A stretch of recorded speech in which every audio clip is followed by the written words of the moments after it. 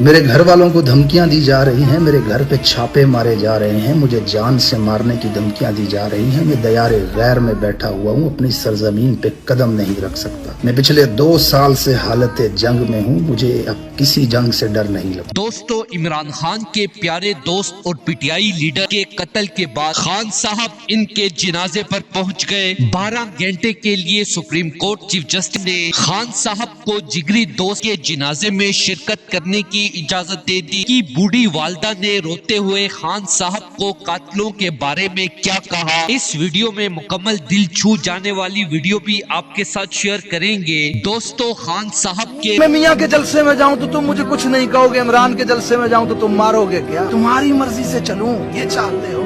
تم نے کہا ضیاء کو مان لو، ہم نے مان لیا۔ تم نے کہا ایوب کو مان لو، ہم نے مان لیا۔ تم نے کہا مشرف کو مانو، یحییٰ کو مان، ہم نے مان لیا۔ تم نے کانسٹیٹیوشن توڑا، ہم نے مان لیا۔ تم نے جبر کیا، ہم نے مان لیا۔ کل کو تم کہو گے شری گنیش کو بھگوان مان لو، اللہ کو چھوڑ کے، تو مان لیں کیا؟ یہ دماغ ہے ہمارے پاس، خود نہ سوچیں، خود فکر نہ کریں؟ غلام ہیں کیا تمہارے؟ بکریاں ہیں کیا ہم؟ بھیڑے ہیں کیا ہم؟ جو تم کہو گے ہم کر رہے ہیں۔ وہ تم بولنے نہیں دے رہے ہو، تم اپنی مرضی سے جھنڈا اٹھانے نہیں دے رہے ہو، تم اپنی مرضی سے کسی کا نعرہ لگانے نہیں دے رہے ہو، اپنی مرضی سے کسی سے نفرت نہیں کرنے دے رہے ہو، مرضی سے کسی کے ساتھ محبت نہیں کرنے دے رہے ہو، پھر ہم سے وفاؤں کی توقع، ہم سے وفاؤں کی امید لگائے بیٹھے ہو تم۔ ہاں، یہ ظلم، یہ جبر، یہ تشدد تمہارا ہم سہیں برداشت کریں، پھر بھی تم سے وفا کریں۔